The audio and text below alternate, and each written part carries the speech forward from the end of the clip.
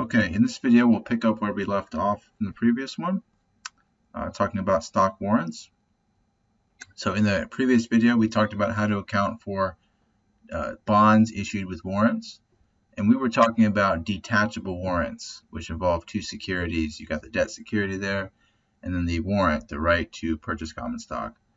If the warrant is non-detachable from the debt, in that case you don't have to allocate the proceeds among the two of them. It's non-detachable, right? Something to think about. And I'm going to skip through some of these slides. There's really not much to say unless I just read the slides. Okay, stock compensation plans.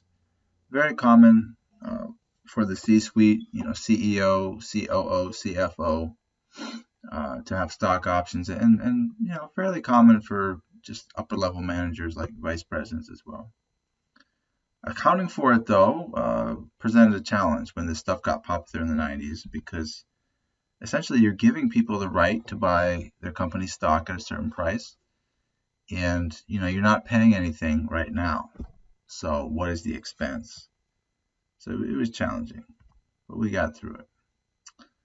And as you can see these days, well, this isn't actually the most recent. This is 2011. But I think what this illustrates here is that your stock options, fair value of equity grants here, account for a pretty big total of the average executive pay for S&P 500 companies. So it was a battle in the 90s. Finally, in 2003, I think the good guys won. Essentially, companies were forced to expense stock options, where previously they were not expensing them because they weren't paying anything out at that time. So they use the fair value method now, and they expense the stock option. But what is it worth? Well, they use the Black-Scholes model. You may have heard of it, Black-Scholes. It's a model based on the volatility of the stock, the strike price, the price they're allowed to buy it at, and how long a period of time they have to exercise that option. And we actually won't cover how that works, but essentially those are the factors it's based on, and they come up with a fair value of the stock option. Our job for accounting, though, is just to expense it. So we have the relatively easier job compared to finance. Okay, how to determine the compensation expense? Black-Scholes model. Okay, we got that. Over what periods do you allocate the compensation expense? Easy. Over the periods during which the person earns the pay. Okay. Okay, this slide just says what I just said there. You recognize the compensation expense in the periods in which the employees perform the service period. Let's illustrate here. On November 1st, 2013, stockholders of a main company approve a plan that grants the company's 5 executives options to purchase 2,000 shares each of the company's $1 par value common stock. The company grants the options on January 1st, 2014, and the executives can exercise their options at any time within the next 10 years. The option price is $60 a share, and the current market price of the shares at the date of the grant is $70 per share. Under the fair value method, the firm computes total compensation expense, blah, blah, blah, option pricing model.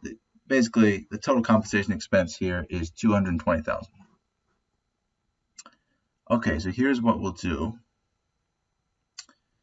And I'm trying to look at this problem and see if it says the period under which they provide the service where they're going to earn these options, but I don't see it yet. Let's keep going. Here it is. Assume the expected period of benefit from these executives' work is 2 years, starting with the grant date. So 2 years. In that case, you want to record equally over those 2 years. The grant date is January 1st, 2014. So at the end of the first year, you've got to record the first compensation expense of $110, and then you have paid in capital stock options goes up. Why does that account go up? Well, you're not actually giving any assets to these employees yet, like cash. You are giving them stock options, so this is what gets credited. And the 110 is just the total, the 220 divided by 2 years. Then at the end of the next year, you have the exact same journal entry. Okay?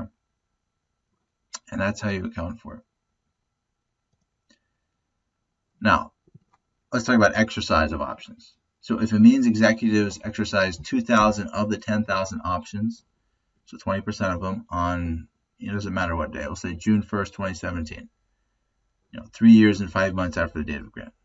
It's not too important when it happens. Here is how you handle it accounting-wise. First of all, you get some cash. Now, they have the right to buy your shares, but they still have to buy them. So they're going to buy $60 a share times 2,000. You're going to get $120,000 in cash. You paid in capital stock options will be debited. Now, you remember on the last slide, we had credited paid in capital stock options for $220,000 total, right? If we add these two up, the 110 plus the 110, it got credited for 220 essentially. Okay, so why then are we debiting it just for 44? Well, the idea here is they're exercising just 2,000 of the 10,000.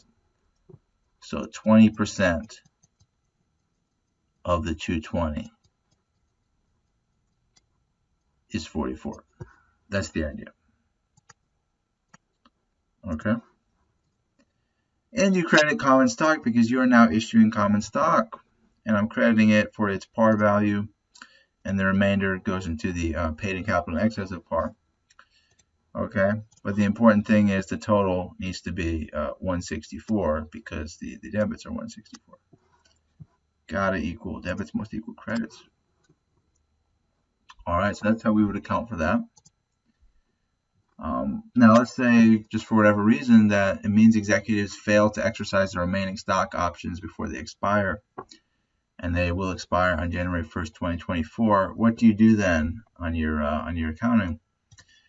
Well, here's what you do then. You need to debit out the paid in capital stock options, and then you credit this account, this equity account, paid in capital expired stock options. Okay. What you don't do is adjust your compensation expense upon the expiration of the options. You don't get to credit your expense.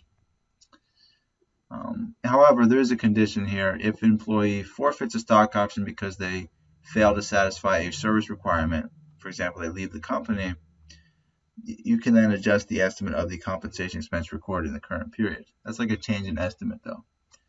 But you don't do retroactive accounting where you go back and say, well, we didn't end up having that much expense. Restricted stock, we will not cover restricted stock. Okay. Let me read about that, but that's not something we'll deal with in detail. Okay, and I think that's good for this video.